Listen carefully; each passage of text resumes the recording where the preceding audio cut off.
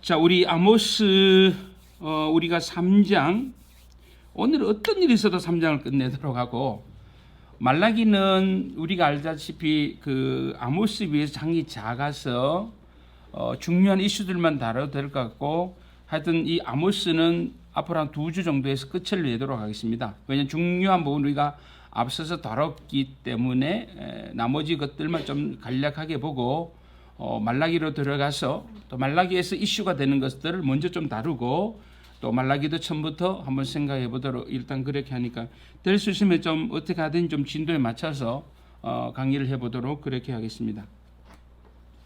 자, 우리가 지난 시간에 그 언약에 따른 호소다 이렇게 말씀을 드렸는데요.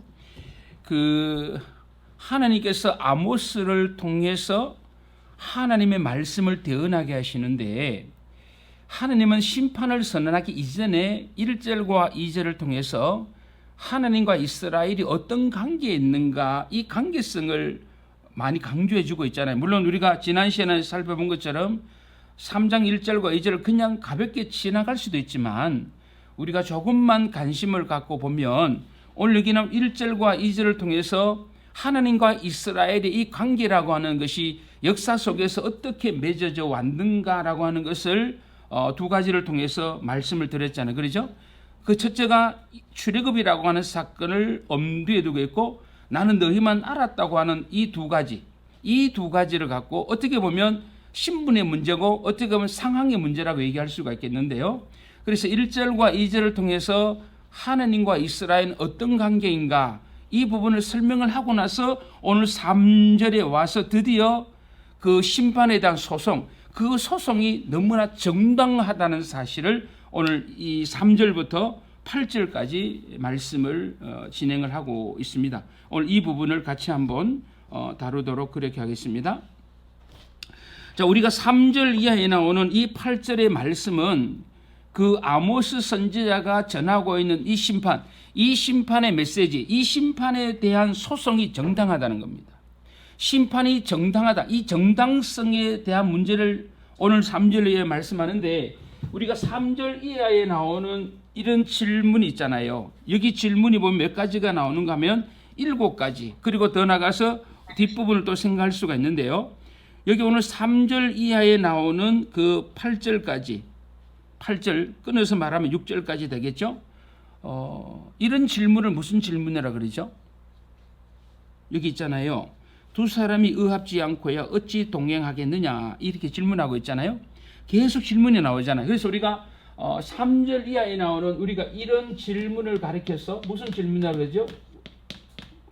그 학교 다닐 때 우리가 많이 공부했던 얘기인데, 우리가 이게 수사적 질문이라고 얘기합니다. 수사적 질문. 그러니까 여러분, 이 수사적이라고 하는, 그러니까 질문은 질문인데 수사적 질문이다. 이건 뭐 말을 아주 예쁘고 아름답게 잘 다듬어서 하는 걸 말하는데, 그게 수사적이란 말이거든요. 근데 이거 뭐냐면 질문자가 답을 모르는 게 아니에요. 이미 질문자가 답을 알고 있는 거예요. 답을 알고 있는데도 물어보는 거죠. 그걸 물어봄으로 통해서 상대방을 통하여 더 확실한 답을 유도해내는 거예요. 그것이 우리가 여기 나오는 수사적 질문이라고 하는 기법이거든요. 어제가 4.19죠. 어제가 4.19였죠. 4.19는 무슨 날이에요? 4.19는 무슨 날이에요? 묻었어요. 무슨 날이죠? 4.19는 무슨 날이에요? 다 알잖아요. 아니, 자꾸 어렵게 생각하지 말고 그냥 물어보는 거예요. 4.19는 무슨 날이에요? 그러면 우리가 생각하는 게 있잖아요. 그들이 공부 안 하고 막 부정과 불의를 외치고 이런 게 있잖아요. 공부 안 했던 말도 용서하고 들으세요. 요새 말을 잘못하면 요새 혼나는 시대라서. 그러니까 그 질문하는 거 똑같은 거죠. 모르는 게 아니지. 다 알고 있어요. 알고 있는데 내 자신이 답을 주는 것이 아니고 대답자가 스스로 답을 하게 함으로 인해서 내 자신이 전하고자 하는 메시지를 더 강화시켜 줄 때 우리는 수사적 질문을 한다라고 얘기하는 거예요. 수사적 질문. 우리 임비경 권사님 집에 가서 오늘 그 장로님이 퇴근해 왔잖아요. 여보, 나 이뻐 안 이뻐 묻잖아요. 그죠? 나 이뻐 안 이뻐 묻는 기분 굉장히 나쁘죠. 아니 당연히 이쁜데 거기다가 왜 또 달아요? 그러니까 나 이뻐 안 이뻐 알거든요, 이쁘다는 거. 근데 입을 통해 확인하고 싶은 거예요. 다시 다 알고 있는 거예요. 다 알고 있는데 상대방을 통해 다시 한번 확인하게 하는, 이게 우리가 수사적 질문이다, 뭐 이런 찾아보면 다 나오는 얘기인데요. 이 수사적 질문에 대한 부분을 우리 같이 한번 생각해 보도록 하겠습니다. 자, 우리가 3절을 같이 한번 읽어봅니다. 3절 시작. 두 사람이 어찌, 이 말은 뭐예요? 당연하다는 거 아니에요? 두 사람이 마음이 같지 않는데 어떻게 함께 걸어갈 수가 있느냐? 이거 너무 당연하잖아요. 근데 왜 물어요? 너무나 당연한데 물어보잖아요. 너무나 당연합니다. 답은.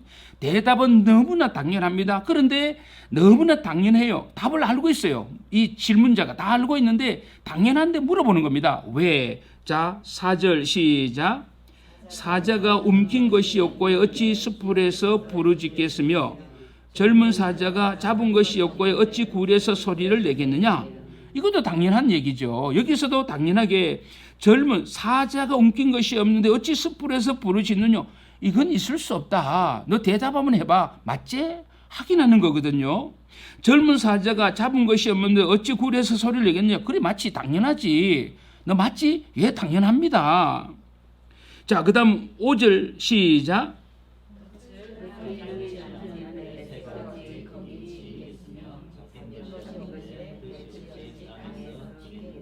예, 우리 개혁 성경은 창애라고 어려운 말을 써놨습니다. 요사이 쓰지 않는다 하는데 여기 덫이라고 말하고 있잖아요. 자, 덫을 땅에 놓지 않고서 어찌 새가 거기 치이겠느냐? 잡힌 것이 없는 덫이 어찌 땅에서 튀겠느냐? 이렇게 나오는데, 근데 여기서 우리 그 공부하신 분들은 시골 생활이 없는데요. 제가 시골 초등학교 다닐 때 되면 참새 있죠, 참새. 겨울에는 참새가 주로 어디로 들어가요? 집은 처마 보통 이렇게 시골에는 초가집을 짓게 되어지잖아요. 우리가 못 살았으니까. 우리가 6학년 때가 지붕 개량이었거든, 저희 시골에요. 지붕 개량하니까 막 그 지붕에서 막 뱀이 나오고 그랬거든요. 그러니까 그 지붕 처마, 그 지붕 초가집 거기 딱 뭡니까? 우리 나락이라고 하는, 우리 그런 거 지붕을 이면 그 밑에 겨울에 참새가 들어가 집을 지어요. 그러면 저게 딱 불빛을 딱 비치면 참새가 못 날거든요. 그럼 손을 올려가 싹 잡아서 뭐 해먹는다? 참새구이. 참새구이 진짜 맛있거든요. 아니 왜 그래? 예수 믿는 뭐 이래 재미없다니까요. 여러분 포장마차 가면 제일 술안주가 뭐예요? 참새구이예요. 얼마나 비싼데 그게. 자, 그런데 그 참새를 잡고 싶은데 방법이 없잖아요. 그러면 여러분 그 삼택이라고 하는 거 알아요? 박지현 씨 모르죠? 아이고. 그 삼택이라고 농사에 꼭 필요한데요. 삼택이가 이렇게 생겼거든요. 이렇게 생겼는데 삼택이를 마땅히 이렇게 딱 해서 여기 줄을 딱 연결해서 방 안에 딱 여기 쥐고 있어요. 그러면 삼택이 앞에다 모이를 딱 갖다 놓고 여기 있다가 참새 오면 딱 당기면 딱 덮어 잡아요. 굉장히 지혜롭죠. 굉장히 지혜롭다고요. 여기도 마찬가지라고 하는 거죠. 여기서 말씀하는 건 뭐냐면 덫을 땅에 놓지 않고 새가 어찌 거기 치이겠느냐 이렇게 얘기하고 있는 거거든요. 자, 마찬가지입니다. 그 다음 우리 한번 보도록 하겠습니다. 6절에 성읍에서 나팔을 불게 되고야 백성이 어찌 두려워하지 아니겠으며 여호와의 시키심이 아니고서야 재앙이 어찌 성읍에서 나겠느냐. 자, 여기 나오는 오늘 말씀 3절에서 6절까지 나오는 이 말씀 7개의 이 질문, 7개의 이 질문은 공통적인 게 뭐예요? 따라합시다. 원인 없는, 결과는 없다. 반드시 원인이 있고 그 원인에 따른 결과가 있습니다 라고 하는 부분이죠. 그럼 오늘 이 말씀을 통해서, 자, 그러면 이렇게 됩니다. 오늘 3절 이하에 나오는 6절의 말씀, 이 수사적 질문 7개를 던졌는데 7개의 수사적 질문을 던진 목적이 어디 있느냐 이 말이죠. 그 목적이 어디 나오는 거예요? 바로 7절에 나오는 겁니다. 그러니까 7절을 말씀하기 위해서, 7절의 답의 동의를 구하기 위해서 3절 이하의 6절의 말씀을 질문하고 있습니다라고 하는 거거든요. 자, 그러면 오늘 7가지의 수사적 질문에 대하여 어떻게 오늘 아모스는 적용하고 있는가, 이것을 7절로 가보겠습니다. 시작. 주 여호와께서는 자기의 비밀을 그 종 선지자들에게 보이지 아니하시고는 결코 행하심이 요 얘기를 하고 싶은 거거든요. 지금 아모스는 뭔 얘기예요? 하나님이 말씀하셨다. 하나님이 말씀하셨는데 어찌하여 그 말씀에 따라 내가 소송을 걸지 않을 수가 있느냐 이거죠. 하나님이 말씀했으니 그 말씀에 따라 나는 소송을 걸 수밖에 없다. 이 얘기를 하고 싶어서 지금 3절 이에 6절의 말씀을 계속하고 있는 거예요.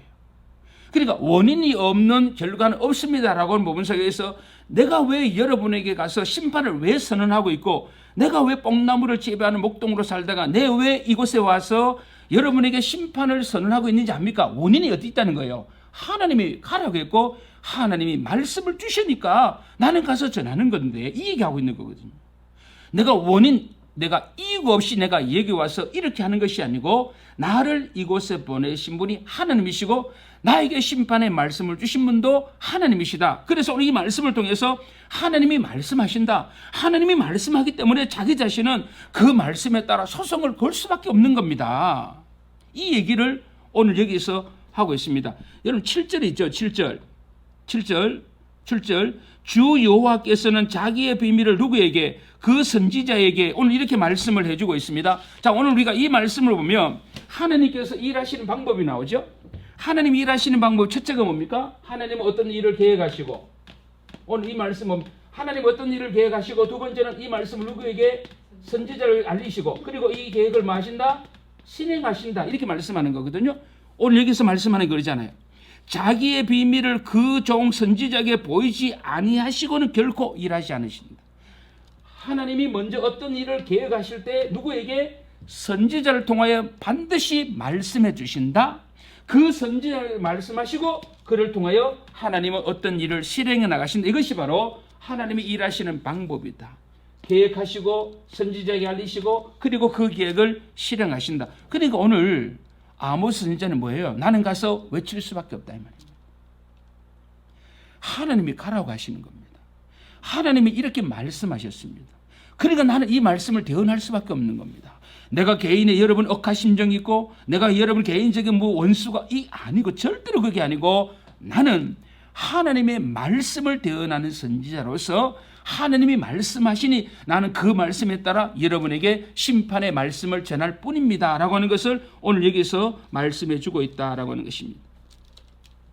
자, 한번 보겠습니다. 같이 한번 보겠습니다. 자, 오늘 이 말씀 속에서 우리 한 가지 더 보기를 원하는데, 자, 7절에 보면 우리 성경은 없는데요. 7절 성경에 보면 혹시 여러분 영어 성경 가지고 있는 분 있습니까? 이럴 때는 참 필요해요.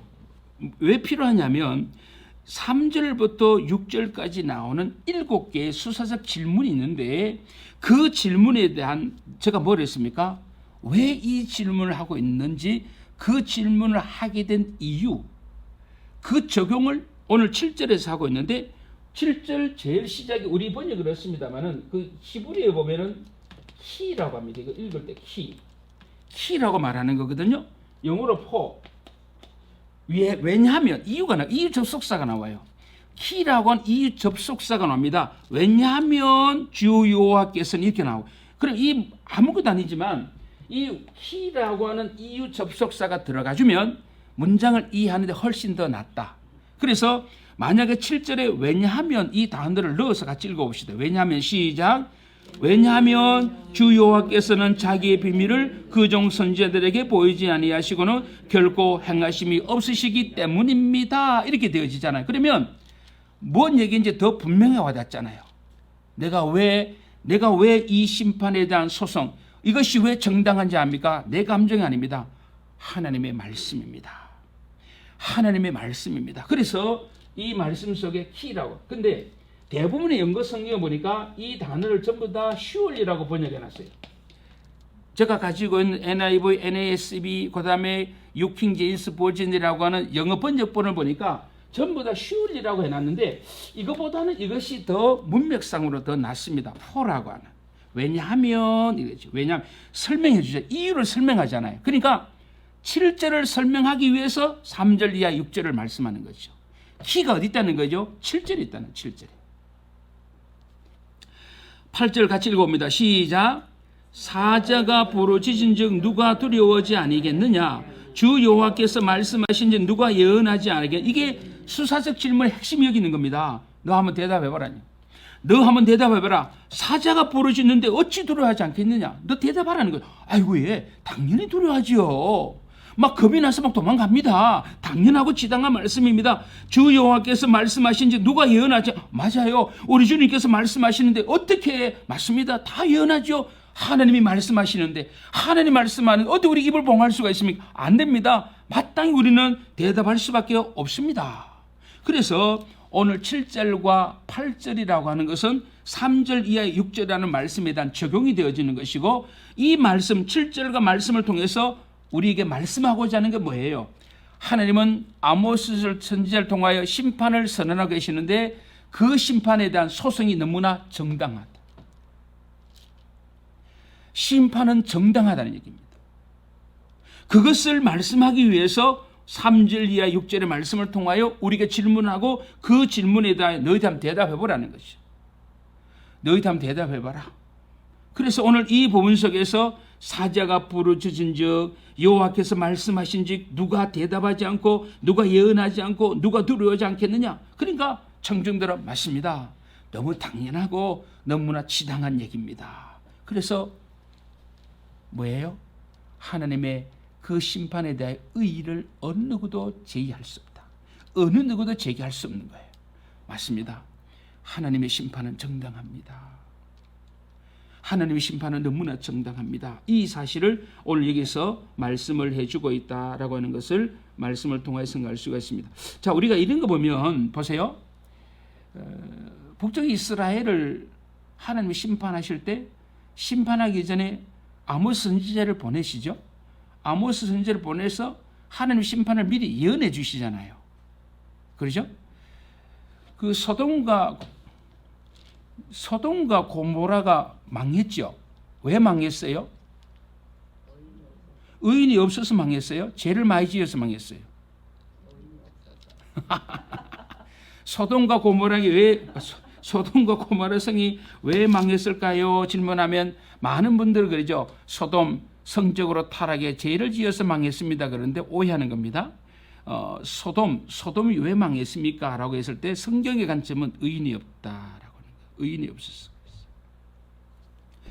소돔이 멸망을 당할 때 하나님 누구를 선지자를 통해 선지자죠. 주의 종 이제 삼위 중에서 제2위이신 그분이 천사가 가서 아브라함과 롯에게 소돔에 대한 심판을 미리 말씀해 주잖아요. 모세와 아론을 통해서도 바로에게 말 재앙에 대하여 미리 말씀해 주시잖아요. 그러죠? 찾지 않겠습니다. 오늘 우리가 이 말씀을 봐도 하나님은 심판하시기 전에 먼저 선지자를 통하여 말씀해 주신다. 말씀해 주시고 그리고 심판을 집행하신다고 생각하면 적어도 하나님은 심판의 목적이 아니고 뭐 하는 거? 돌아오라는 얘기죠. 회개가 초점이에요. 그래서 제가 지난 시간에 말씀드린 것처럼 우리가 선지서 구약에 나오는 심판은 멸종이 아니다. 뭐다? 정화의 의미가 있다. 정화의 의미가 있다는 거기에 초점을 맞추셔야 된다. 그래서 우리가 오늘 이 아모스 말씀을 통해서도 이 부분에 대한 얘기를 분명히 확인할 수가 있습니다. 라고 하는 것이죠. 자, 그러면 우리가 한번 생각을 해보도록 하겠습니다.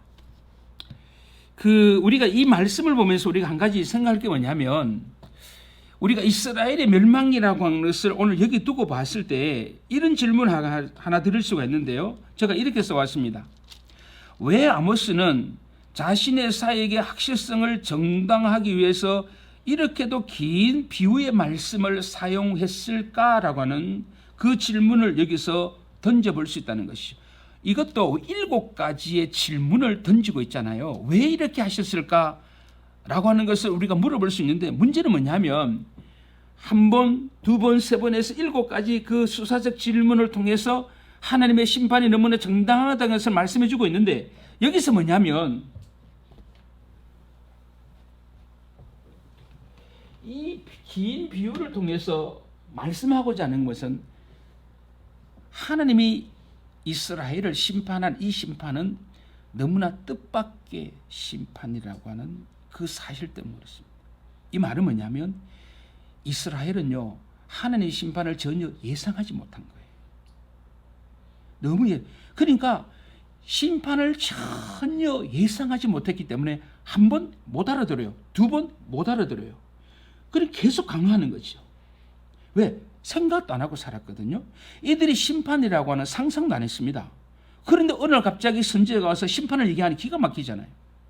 그러니까 오늘 이 수사적 질문이라고 하는 것을 길게 사용하는 그 이유가 뭐냐라고 한마디 물어본다면 지금 이스라엘에게 임할 심판은 너무나 뜻밖의 심판이 너무나 예상 밖이에요. 못 알아듣는 거예요. 그러니까 강화시키는 거죠. 확실하게 하기 위해서. 그래서 우리가 여기 생각하는 것은 뭐냐면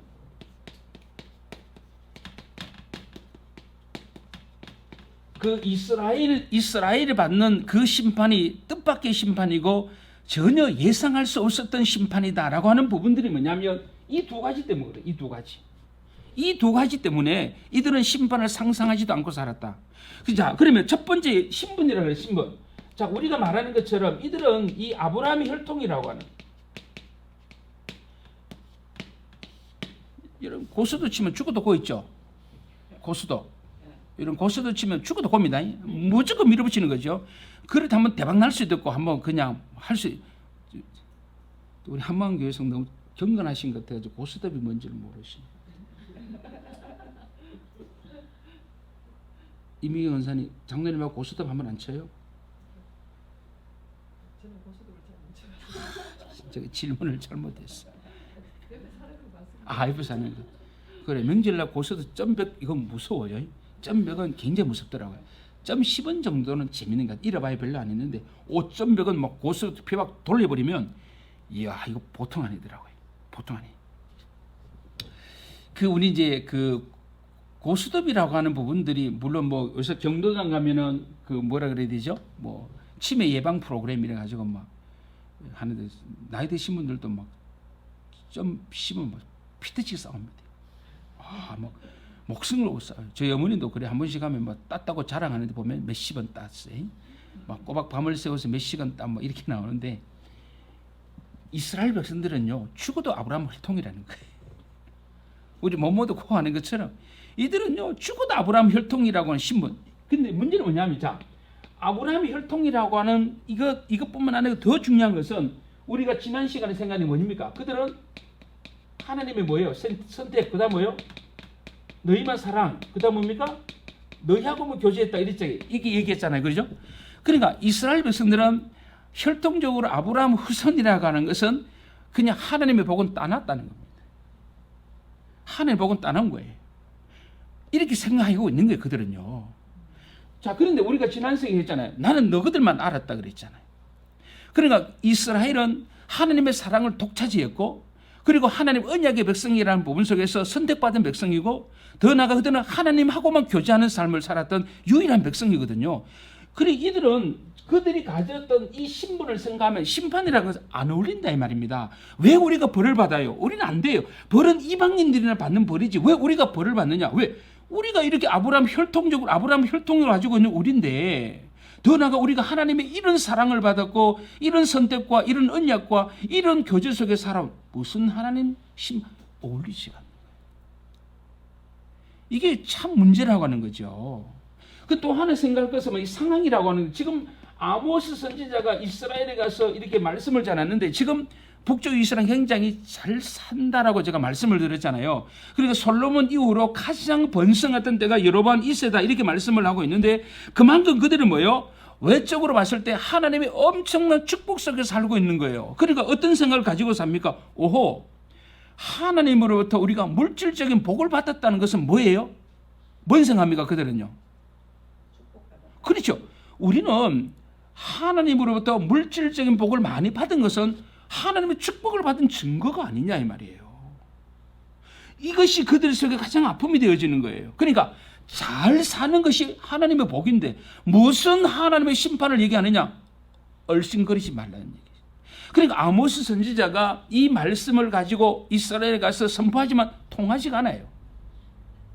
그들에게는 이 두 가지가 철옹성같이 그들을 딱 싸매어가고 있기 때문에 어느 누구가 심판을 얘기해도 그 심판이 먹히지 않는 거예요.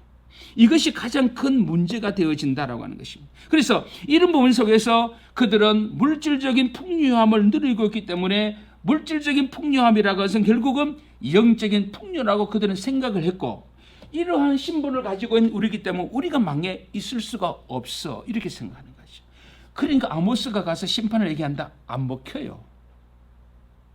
통하지가 않는 거죠. 뭔지 이해돼요? 이 두 가지가 그들을 완전히 짓누르고 있는 거예요.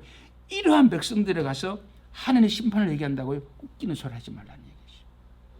우리가 이렇게 잘 사는데, 우리 한국교회가 이렇게 거창하고 이렇게 교회가 화려하고 주일마다 예배하는 사람이 이렇게 많고 있는데 우리가 하나님의 벌을 받아? 웃기는 소리 하지 마. 우리는 하나님의 심판은 우리와 상관이 없어. 이렇게 복을 받고 이렇게 잘 살고 하나님 일을 열심히 하는데 무슨 심판을 얘기하느냐? 그런 설교하지 마세요. 그럴 시대 말이에요.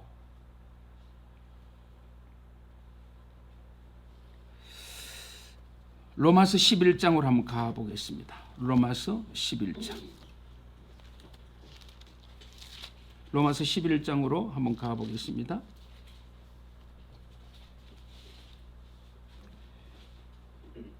로마서 11장 11절 12절 같이 읽어봅니다. 시작. 그러므로 내가 말하노니 저희가 넘어지기까지 실족하였느냐? 그럴 수 없느니라. 저희의 넘어짐으로 구원이 이방인에게로 이르러 이스라엘로 시기나게 함이니라. 저희의 넘어짐이 세상의 부유함이 되며 저희의 실패가 이방인의 부유함이 되거든 하물며 저희의 충만함이리요. 제가 방금 얘기한 부분 있잖아요. 아브라함의 혈통이라고 하는 그들의 신분, 그것이 하나님의 축복을 보장하는 이유, 그들의 어떤 선민 사상 속에서 그들은 하나님의 축복 속에 있다는 그 사실, 이런 환경들이 하나님의 심판을 전혀 상상할 수 없었음. 근데 오늘 우리가 그 11절부터 12절 이하 쭉 말씀, 혹시 여러분 다 들어보셨겠죠?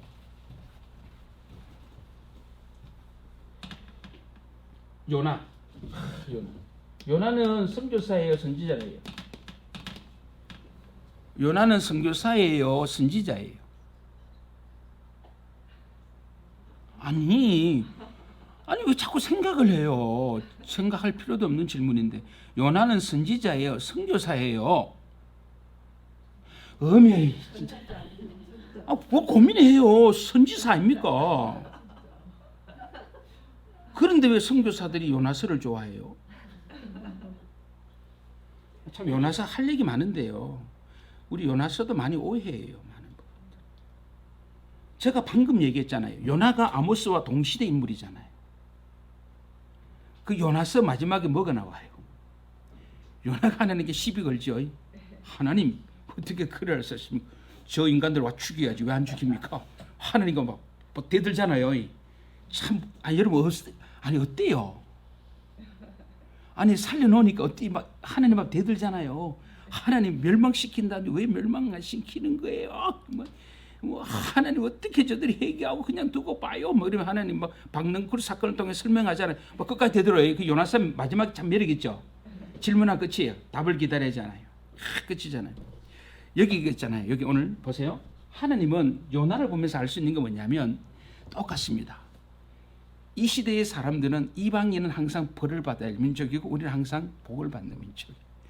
벌은 이방인들을 받는 거지. 왜 우리가 선민 이스라엘이 하는 심판을 이거 안 돼요. 그러니까 요나의 의식 속에 철저하게 사로잡고 있었던 게 뭐예요? 저 니느웨 그들은 망해야 되는 거예요. 그게 하나님의 공의라고 하는 거죠. 그 하나님이 뭔 소리 하냐? 내가 얼마나 아끼고 사랑하는지 알아? 못마땅한 거예요. 요나의 의식 속에서 절대로 용납이 안 되는 거죠. 그러니까 벌은 이방인들이 받아야 되는데 안 받는 거예요. 우리는 못 살아도 축복이고 못 살아도 아브라함이고 못 살아도 잘되는 게 우리예요. 이게 요나의 의식 속에 가득 차 있는 거죠. 그것을 오늘 이스라엘 모습 속에도 확인할 수가 있는데 잘 보시기 바랍니다. 자, 시기. 하나님은 참 멋있어요. 하나님 오늘 이 말씀 속에 보세요. 이스라엘 백성들이 하나님께로 돌아오지 않아요. 그러니까 하나님께서 누구에게 이방 민족에 뭘 줘요? 복을 줍니다. 이스라엘이 하나님의 복을 차버리잖아요. 그러니까 하나님께서 이 복을 누구에게 줘? 이방 나라에 주잖아요. 그러니까 이스라엘은 뭐 합니까? 시기하죠. 따라합시다. 시기나게 하시는 하나님. 하나님은 이스라엘로 시기 나게 해서 누구에게 돌아야 되면 이스라엘은 하나님께 돌아와야 되는 거예요. 이게 하나님의 프로그램이거든요. 근데 지금 이스라엘은 뭐 하고 있는 거예요? 그러니까 하나님은 요나를 통해서 볼 수 있는 것은 뭐냐면 요나가 시기나 하나님은 니느웨를 통하여 시기나게 하잖아요. 왕으로부터 동물, 짐승까지 다 짐승이 회개 어떻게 했을까 참 나중에 천국 가서 물어봅시다. 그죠?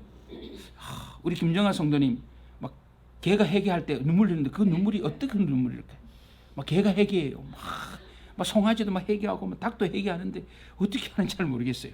근데 중요한 거 보세요. 하나님 분명히 뭐예요? 니느웨 백성이 회개하고 돌아오게 하잖아요. 그러면 여기 요나가 시기하는 것까지는 맞아요. 그 요나가 시기하잖아요. 시기가 뭐로 와야 돼요? 하나님께로 돌아와야 되는데 이게 문제가 돼. 그러니까 하나님은 시기나게 하신 하나님이라거든요. 하나님은요 내 자신이 믿음으로 반듯하게 살지 못할 때 하나님은 때로 어떻게 합니까? 내 이웃이 나보다 더 하나님 복을 받아 더 잘 사는 거예요. 그 시비 걸지 하나님. 저 사람 예수도 안 믿는데 왜 저렇게 부자가? 저 사람 예수도 안 믿는데 왜 저렇게 옳았어? 저 사람 예수 안 믿는데 저 자식은 서울 대학에 가버리고 나는 죽으라고 새벽기도 했는데도 난 안동대학도 못 가버리고. 혹시 안동대학 나오신 분 용사고 들으세요? 제가 안동인에게 얘기하는 겁니다. 이런 거 있잖아요. 우리가 신앙생활 하면서 시기 날 때 있어 없어요? 없어요. 한방교회 예외하고요. 주사랑교회. 아니 우리가 신앙생활 하다 보면 아니 이순열 사님하고 박지현, 김문정 세 분이 라이벌이죠.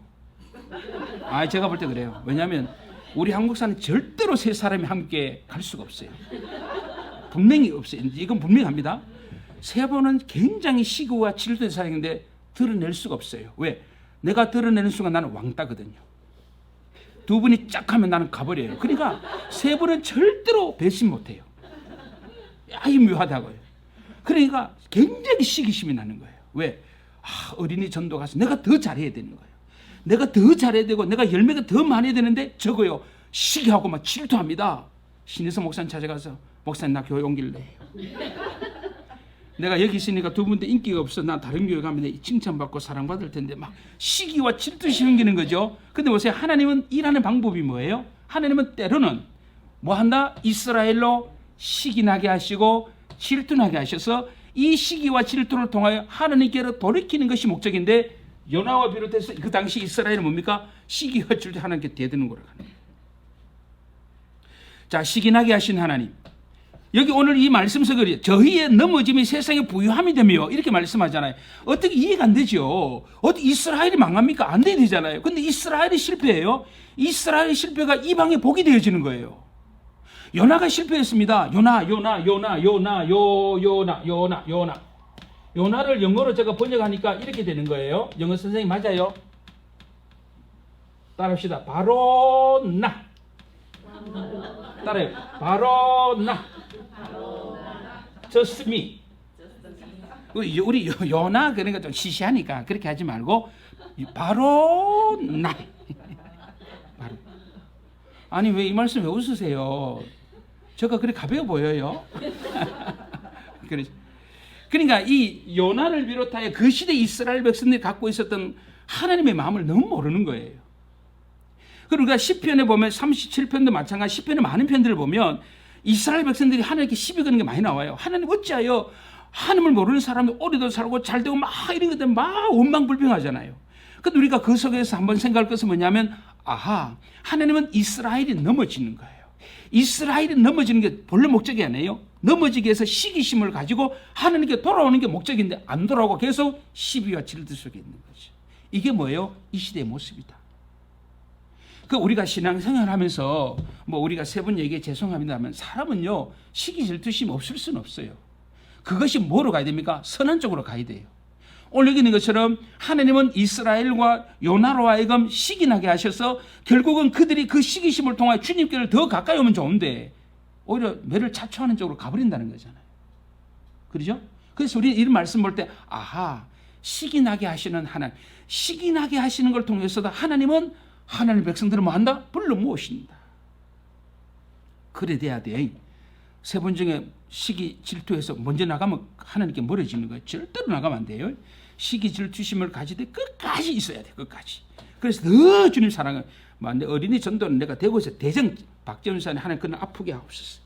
하나님 박전사 목요일 꼭 아파서 어린이 안 나오게 해주시고 이순일 선생님 꼭 가정에 일이 생겨서 안 나오게 너 혼자 잘 나게 해주십시오. 막 이렇게 막 기도 세게 하고 가는 거예요. 가서 그런 결과가 주어져도 하나님 감사합니다. 와, 시기나게 하신 하나님, 박지원 지사님으로 하여금 시기나게 하신 하나님 감사합니다. 시기와 질투가 하신이 되어서 내가 주님을 더 사랑하고 대구의 어린이를 다 사랑하고 이 어린이와 함께 내가 죽으면 죽으리다 이렇게 가면 괜찮아요. 근데 시기 났다고 해서 교회 옮기고 박지원 사님 박자 보기도 싫어하고 목요일 와서도 저 끝에 멀리 떨어져 않고 이렇게 그래가면 안 되는 거죠. 뭔지 이해되죠? 그러니까 이 아모스 선지자가 하나님 보내서 말씀 먹히게 내 말이에요. 철옹성같이 그들은 이 두 가지 다 묶여 있는데 감히 누가 우리를 심판해요? 하나님 우리 심판한다. 이거 상상할 수. 하나님의 선택받은 백성인데 언약의 백성이 우리 어떻게 망해요? 이건 있을 수 없는 거거든요. 그러니까 하나님은 아모스라는 게 뭐예요? 한두 가지 7가지 이 수사적 질문을 계속 아모를 통해서 계속 그때 끄집어내잖아. 그래도 니 계속 이야기하면서 맞지 막 그 얘기하는 거죠. 그래서 하나님이 아모스를 괜히 보냈냐? 아니다. 이 부분들을 우리가 여기서 생각하고 넘어갔으면 좋겠다라고 하는 것이죠. 따라합시다. 선택이 은혜의 근거. 선택이 은혜의 근거가 된 것이 아니고 축복의 근거가 된 것이 아니고 오히려 뭐예요? 심판과 저주의 근거가 되어버린 거예요. 아쉽죠? 그 하나님의 선택과 사랑이 축복의 이유가 되면 참 좋았는데 오히려 그 선택이 하를 자초하게 되고 선택이 오히려 더 채찍을 자초하게 되어버린 이런 모습을 오늘 이 말씀 속에서 우리가 생각을 해볼 수가 있다라고 하는 것입니다. 자, 우리 아모스 계속해서 한번 보겠습니다. 계속해서 우리 아모스 3장 9절로 한번 가보겠습니다. 그 로마서 11장 방금 시기나게 하신 하나님이라고 있는데 그걸 요나서를 통해서 그 본문을 들춰내면 요나서가 참 은혜로운. 왜 그러냐면 우리 요나서를 자꾸 성교의 관점으로 보는 거예요. 그러면 안 돼요. 아시겠죠? 철저한 유대주의, 선민사상. 그 선민사가 찌들어져 있는 이스라엘입니다. 누구를 통해서 봐요? 요나를 통해서 보는 거죠. 그래서 오늘 우리 시대도 저와 우리 성도들이 그럴 수 있어요. 나는 절대로 망하지 않아. 내가 왜 심판을 받아? 내가 어린이 전도회도 사랑하고 어린이도 사랑하고 목요일마다 내가 시간 내서 전도도 하고 내가 이렇게 하는 내가 왜 망해? 우리 그럴 수 있거든요. 충분히. 오늘 우리가 이 말씀으로 돌아가서 왜 그럼에도 불구하고 왜 하나님 이들을 심판할 수밖에 없었느냐 이 부분을 같이 한번 보기를 원합니다. 자, 우리가 9절 이하의 말씀 10절만 같이 한번 읽어봅니다. 시작. 아스도스의 궁들과 애굽 땅 궁들에 강포하여 이르기를 너희는 사마리아 산들에 모여 그 성중에서 얼마나 큰 요란함과 학대함이 있나 보라 하라. 자기 궁궐에서 포악과 겁탈을 쌓는 자들이 바른 일 행할 줄을 모르느니라. 이는 여호와의 말씀이니라 그랬어요. 자, 우리가 그 3장 9절과 10절을 잘 이해하는 방법이 하나 있습니다. 제가요, 자, 이해를 잘 하시면 됩니다. 이해를 잘. 자, 이미경 지사님, 예를 죄송합니다. 이미경 권사님 아니고 이미경 지사님 얘기하는 겁니다. 여기 계신 분 아닙니다. 오해하지 마세요. 저는 이미경 지사님을 얘기하는 겁니다. 지사님. 이미경 지사님이 계시는데 남편과 싸웁니다. 싸우면 문을 닫아놓고 싸우면 오직 좋아요? 담대함으로 문을 크게 열어놓고 창문을 다 열어놓고 스피커 가지고 외치며 싸웁니다. 막 그런 소리 치면 막 고함고함을 질러요. 왜 그래야 할까요? 오늘 그 얘기거든요. 아니 하나님이 이스라엘 심판하면 조용히 하면 되는데 온 동네 사방 다 소문 다 냅니다. 부부싸움도 이래 해야 돼요. 부부싸움. 박정수 씨사 오늘 집에 가거든 배운 대로 실천 한번 하기 바래요. 그래 부부싸움 할 때도 애를 때릴 때도 이렇게 때리는 거야. 문 다 열어 창문 다 열어놓고 경비실에서 막 들을 정도로 막 엄청나게 크게 싸우는 거예요. 들으라 이 말입니다. 우리끼리만 보고 있기가 아까운 거예요. 그러니까 우리가 싸우는 걸 누가 이 아파트 다 봐야 돼. 청아람 아파트에 사는 모든 백성들 다 나와서 우리 부부가 어떻게 싸우는지 한번 실제로 한번 보고 이렇게 망하는 우리 부부가 되려면 여러분도 보십시오 하고 그게 얘기가 뭐예요? 9절과 10절이죠. 넘어가도 되죠? 아니 예를 들어 설명했잖아요. 자, 오늘 9절 10절에 자 9절 한번 봅시다. 자, 이게 뭐냐면 그 방금 제가 얘기하는 것처럼 아모스가 이스라엘을 기소하는데 이스라엘을 기소하면서 증인들을 세웁니다. 증인들을 세우는데 그 증인을 누구를 세우냐면 여기 말씀 1절에 아스돗의 궁궐과 애굽 땅의 궁궐을 그들을 증인으로 세우는 겁니다. 고창합니다. 자 보세요. 오늘 아모스가 증인을 세웁니다. 이스라엘이 하나님의 심판을 받아서 망하는데 이스라엘이 심판을 받아서 망하는 이 상황을 생중계합니다. 누구를 불러요? 아스돗. 여기 아스돗이라고 하는 이미 1장에 나왔던 것처럼 블레셋이라고 이해하면 됩니다. 어떤 번역 성경에 보면 아수르라고도 되어 있는 게 있습니다. 아수르라고 되어 있어요. 근데 그거는 70인역에서 그렇게 번역하기 때문인데 그렇게 하지 말고 여기서는 그냥 블레셋의 궁궐이라고 이해하면 됩니다. 자, 블레셋의 궁궐, 애굽 땅의 궁궐을 증인으로 불러 세우는 겁니다. 증인으로 불러 세워서 지금 사마리아 성중에 일어나게 될 이 사건을 목격하라는 겁니다. 여러분 와서 보라는 얘기예요. 그러니까 이스라엘의 수치를 널리 이방인들에까지 어떻게 하든지 드러내겠다는 겁니다. 그래서 이스라엘이 얼마나 창피를 당하는지를 온 이방 나라가 여기 특별히 블레셋과 애굽을 얘기하니까요. 블레셋과 애굽이라고 하는 이방의 사람들 모든 민족까지 와서 지금 사마리아 성 안에서 어떤 일이 벌어지고 있는지 보라는 얘기예요. 제발 좀 와서 구경하라는 얘기입니다. 지금 이 사마리아 성이 겉으로는 화려하고요. 겉으로는 굉장히 잘 먹고 잘 살고 전통을 자랑하고 있지만 이 블레셋 그리고 더 나가서 여기 나온 애굽 땅 그들을 증인으로 불러서 지금 이 사마리아 땅 안에 어떤 일이 벌어지고 있는지 와서 보라는 얘기예요. 아이고만 저들 보고 저렇게 싸우는 줄 몰랐대. 세상에 저들 부부보다 더 자정자가 맨날 팔짱 끼고 다니고 맨날 얼마나 커플 띠고 다니고 저렇게도 아름다운 부부였는데 그렇게 봤는데 오늘 싸우는 거 보니까 아내들의 똑같은 거예요. 지금 이 이스라엘이 여러 부분 속에서 복을 받고 잘 살고 있는데 지금 사마리아 성 안에 벌어지는 것을 노골적으로 보라는 얘기입니다. 와서 보라는 얘기예요. 왜 이들이 심판을 받아야 되고 왜 하나님의 징벌을 받아야 되는지 여러분들이 증인이 돼서 한번 보라는 얘기죠. 그래서 이러한 심판이 너무나 합당하다. 그래서 오늘 증인들을 세우는 겁니다. 그 증인들로 블레셋의 궁궐과 애굽 땅의 궁궐들을 증인으로 불렀다 이렇게 말씀하고 있는데 보시기 바랍니다.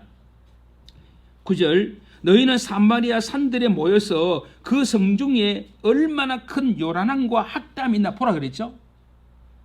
이해되죠? 구경하라는 얘기예요. 자, 근데 여기 보세요. 오늘 여기 말씀에 요란함이라는 단어가 등장하고 있고 그 다음 뭐예요? 학대라고 하는 단어가 등장하고 있습니다.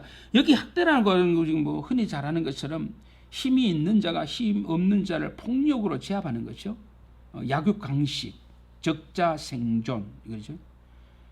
참 우리가 성경적으로 봐서도 그래. 적자생존 그랬잖아요. 똑똑한 놈만 살고 똑똑하지 않는 참 너무 서글픈 사회인데요. 지금 이 아모스 선지자가 이스라엘에 가서 말씀을 선포할 때 그 사마리아 이스라엘은 어떤 특징이 있는가? 큰 요란함이다. 여기 큰 요란함이라는 것은 뭐냐면 평강과 그 다음에 더 나가서 안전이 안식이 없는 곳. 이게 전쟁과 관계되어지는 단어인데요. 우리가 전쟁 이코르 평안이 없다. 안전이 없습니다. 쉼이 없다는 거잖아요. 이게 전쟁이거든요. 그리고 여기서 말씀하고 있는 큰 요란함이다라고 하는 것은 권력자들의 폭력에 있어서 어느 누구도 안전함이 없는 평안함이 없는 상황을 말하는. 그러니까 이 당시에 권력층들이 얼마나 폭력적이고 악의적이었는지 이 도성 자체가 쉴 날이 없었다 이 말이에요. 그렇게 폭력을 행사했다는 것이죠. 그것을 여기서 큰 요란함이다 이렇게 표현하고 있는 것이고 그 다음에 보니까 학대함이다 이렇게 아까 말씀드린 것처럼 힘 있는 사람이 힘 없는 자를 억압하는 착취하는 것을 어떻게 하나님의 백성이 하나님의 교회가 이럴 수가 있을까라고 잘 동의가 안 되어지죠. 자, 그 다음에 뭐라고 말씀하고 있나 보세요. 이 사마리아 성 안에는 요란함이 있고 학담이 있습니다. 몰랐어요. 이스라엘 주변에 있는 나라를 몰랐어요. 이스라엘 하나님의 복을 받고 잘 사니까 참 멋있는 줄 알았어요. 그런데 와서 구경하라는 겁니다. 무엇을? 이 성 안에는 여러분이 알 수 없는 엄청난 일들이 지금 벌어지고 있습니다. 자, 그 다음 10절. 자기 궁궐에서 뭘 했어요? 포악과 겁탈을 쌓는 자들이라 그랬어요. 자, 여기 말씀한 포악이라고 하는 것은 뭐냐면 사람에 대한 폭력. 사람에 대한 폭력이란 겁탈은 재산에 대한 폭력. 그러니까 여기서 말씀하는 건 뭐냐면 이 사마리아 자기 궁궐에서 그랬어요. 야, 이 뭐 왕으로부터 권력층, 이 권력층들이 첫 번째로 포악을 했다. 사람에게 폭력적이었다. 생명 천시 사상, 인권 유린이 활발하게 일어났다는 것이고 겁탈, 재산에 대한 폭력이 이렇게 말씀하고 있으니까 여기도 물질 만능주의가 판을 치고 있었다. 그러니까 이스라엘의 권력층을 말하면 이 권력층으로 인하여 일반 서민들은 살 수가 없는, 그러니까 숨도 쉴 수 없는 평안이 없고 안전이 다 사라져버렸고 그들은 뭐요? 폭력과 겁탈로 이렇게 말씀하고 있잖아요. 그러니까 충격이죠. 죄송합니다. 우리 그 기도 방송 S 모모 목사님이 계셨어요. 저는요 그럴 줄 알았거든요. 우리 한국 교회가 이런 부분이 영적인 수준이 진짜 낮아요.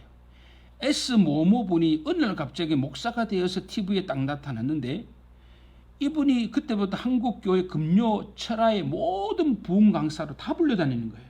근데 저는 그 설교를 듣고 너무나 마음이 아팠어요. 그런데 교회들만 인기가 너무너무 좋은 거예요. 그분이 서로 모셔가려는 거예요. 그런데 불과 얼마 안 돼서 터졌잖아요. 집에서 아내를 완전히 폭력적으로 입에 담을 쓴 엄청난 폭력과 악을 향해 우리 다 알잖아요. 그럴 줄 몰랐죠. 인기 좋았던 분인데 오늘 갑자기 목사가 되었고 인기가 있잖아요. 많은 사람이 박수를 치고 많은 사람이 인기를 얻고 그럴 줄 몰랐던 거예요. 겉으로 드러나는 모습 속에는 전혀 상상하지 못했는데 들어가서 보니 이것은 사람으로 할 수 없는 일을 한 거예요. 오늘 여기 나온 이스라엘이 그런 거예요. 지금 사마리아 성 이 도성, 사마리아 도성뿐만 아니고 왕이 있는 궁궐 권력층들이 행하는 걸 보니까 우리는 상상할 수 없는 일을 지금 하고 있죠. 근데 드러나요 안 드러나요? 안 드러나잖아요. 안 드러납니다. 그러니까 하나님 뭡니까? 누구를 증인들을 데려오잖아요. 너희들이 사마리아 성에 와서 보라는 얘기예요. 이 도성 안에 지금 어떤 일이 벌어지고 있는지 보라는 얘기죠. 와서 보니까 요란함과 학대함과 포악과 겁탈이 넘쳐나고 있는 것이 뭐예요? 사마리아 도성이다. 이렇게 말씀하고 있잖아요. 이거죠? 자, 그런데 보시기 바랍니다. 10절 보세요. 10절. 자기 궁궐에서 포악과 겁탈을 쌓는 자들이 바른 일을 행할 줄을 뭐라 그랬어요? 그 다음 뭐라 그랬어요? 모르나니 이렇게 말씀합니다. 모르나니 이렇게 말씀하고 있잖아요. 모르나니 이렇게 말씀합니다. 자, 오늘 여기서 보시기 바랍니다. 모른다. 이게 뭐냐면 이게 우리가 흔히 많이 얘기하는 것처럼 이게 영적인 무지입니다. 이걸 뭐냐면 영적인 무감각. 그러니까 지금 이스라엘을 한마디로 말하면 그들은 영적으로 무감각한 상태. 영적으로 무지한 상태다 그랬어요. 그리고 아무리 찔러도 아픔이 통증을 모르는 거잖아요. 이게 영적인 무감각, 영적인 무지한 상태다라고 하는 것을 오늘 여기서 말씀을 해주고 있는데 오늘 그러잖아요. 몰라요 그들은. 자기들이 악을 행하면서도 이 악이 악인지를 모르는 거예요. 죄를 지었어도 죄가 뭔지를 모르는 거예요. 마비 상태가 되어버렸다는 거죠. 박정수 지사님, 이 한하운 씨라고 하는 시인 알아요? 한하운 씨. 임희향 지사님, 몰라요? 지금까지 어떻게 사신다? 아니 이 한하운 씨, 이 유명한 시인을 몰라요? 이 시인은 문둥입니까? 문동입니까? 어? 동 맞아요? 문둥이 시예요. 제가 이분의 시집을 2개 정도 갖고 있는데 보면 지금 우리 안동 가도 나병 환자들 마을이 있거든요. 안동. 우리 어릴 때는 동네에 나병 환자들 오면은 우리 우리 눈 빼먹는다고 이래가지고 막 문 걸고 숨었거든요. 그때는 무서워가지고. 근데 여러분 이 한항원 씨의 시집을 꼭 한번 사서 읽어보면 참 좋겠어요. 그분이 어디로 가냐면 그 남쪽에 가면 애양원 있지요. 이 소록도로 가는 길이라고 하는 그 시가 있어요. 소록도로 가는 길이라고 하는 그 시 보면 막 진짜 처참한. 이분이 이제 소록도로 가는 길 많지. 아침에 일어나서 이제 머리를 빗는데 손가락이 하나 툭 떨어져 여기 머리카락에 걸려 있는 거예요. 황토길을 가다가 나무 신발 있죠. 신발을 벗었는데 신발 안에 발가락이 툭 떨어져 있는 거예요. 그 시에 보면 그 발가락이 떨어져 나왔잖아요. 그걸 고이 싸서 양지뱉에 묻어준다는 표현이 나와요. 근데 여러분 문둥이병이 무서운 게 뭐예요? 감각이 없는 거예요. 손가락이 떨어져도 몰라요. 발가락이 떨어져 나도 몰라요. 무감각하다. 그게 그래서 천벌이래. 얼마나 무서운 벌인지 얘기하잖아요. 그러니까 지금 이스라엘은 그와 같은 거예요. 감각이 없는 거예요. 죄를 지적해도 몰라요. 왜 우리가 뭐 요새 우리 손자 손녀 키우는 거냐? 왜 아빠 때는 왜 그렇게 밥이 없어? 밥 없으면 라면 먹으면 되지. 뭐 이 얘기 많이 듣잖아요. 밥을 먹으면 야 요놈 넌 죽어봐야 알겠지. 이렇게 나오는 거 똑같은 거죠. 그러니까 이스라엘이 지금 아모스가 이 말씀을 주고 있는 그 상황을 보면 이들이 감각이 사라져버려. 죄에 대하여 무감각해진다. 그러니까 하나님은 이 아모스를 선지자를 통해서 계속 이런 수사적 질문을 계속하고 증인들을 계속 불러 모으는 거예요. 왜? 몰라 이들은. 못 깨는 수치도 모르고 부끄러움도 모르고 창피한 것도 모르는 거죠. 사람은 좀 염치가 있어야 된다 그랬어요. 부끄러운 걸 좀 그런 거 여러분 있지요? 교회 안에서도 좀 부끄러움이 있어야 되거든요. 목사도 좀 부끄러움을 느낄 줄 알아요. 때로는 왜 설교를 못하느냐에 대해 좀 부끄러움도 있어야 되거든요. 언제나 막 난 잘한다고 뭐 그거 아니고 나는 왜 설교를 못할까라고 하는 부끄러움도 때로는 좀 느껴야 되거든요. 우리 장로님들 기도하면서도 왜 우리는 나는 기도가 은혜가 안 될까 부끄러움도 좀 알아야 되는 거예요. 우리는. 이스라엘은 부끄러움이 없는 거예요. 수치가 없어요. 감각이 없는 거예요. 그러니까 그들 오늘 이게 말씀드리는 건 몰라요. 알지를 못한다고 말씀하고 있는 거예요. 그래서 그들은 매를 더 맞는 거죠. 그래서 오늘 우리가 이 10절까지 우리가 말씀을 보면서 자, 우리 성경 한번 찾아봅시다. 그 예레미야 4장으로 한번 가봅시다. 예레미야 4장 앞으로 좀 가세요.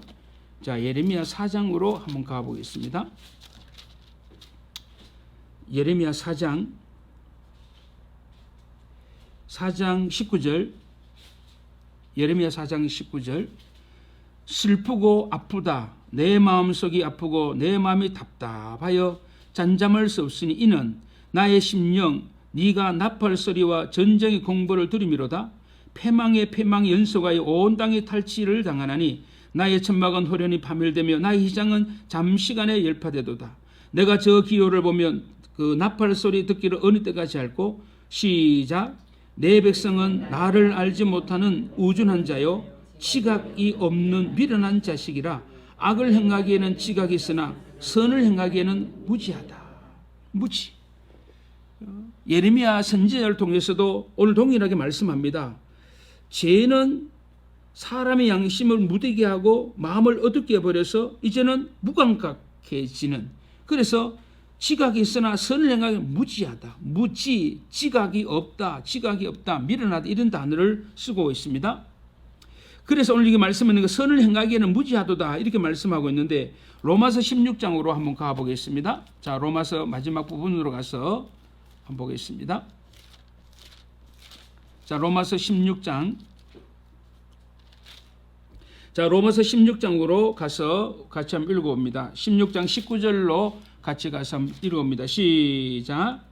너희 순종함이 모든 사람에게 들리는지 알아. 그러므로 내가 너희를 인하여 기뻐하노니 너희가 선한데 지혜롭고 악한데 선한데 지혜로웠으면 좋겠다. 그러니까 선한 데는 예민한 사람, 선행에 대하여 예민한 신자가 되었으면 좋겠고 악에 대해서는 미련 곰탱이처럼 되었으면 좋겠다. 이렇게 말씀하고 있는 거예요. 그러니까 예레미야 말씀이나 오늘 로마서에 나오는 말씀을 봐도 적어도 이스라엘의 무감각, 영적인 무지, 어리석음, 결국은 하나님의 심판을 자초하게 되어지는 이유가 되어진다라고 하는 것을 여기서 확인할 수가 있다라고 하는 것입니다. 그래서 우리가 잘 알지만은 보세요. 뭐 여기 애굽이 등장하고 있고 블레셋이 등장하지만 보세요. 이들이 이방인입니다. 얼마나 악해요. 우상을 숭배하는 자들이잖아요. 근데 이스라엘의 심판을 보고 있잖아요. 그리고 여기서 뭐예요? 하나님은 이방인들을 증인으로 소환하고 있잖아요. 이 말은 뭐예요? 이스라엘은 너희들은 이방인들보다 더 악하다는 거지. 너희들은 이방인들보다 더 악해서 그래서 심판을 면할 수밖에 없습니다. 이렇게. 그러니까 이방인들을 증인으로 오늘 초청해서 오늘 이스라엘이 제가 얼마나 심각한지를 들춰내고 그로 인한 심판을 오늘 여기서 선언하고 있습니다. 라고 하는 것을 확인할 수가 있습니다. 따라합시다.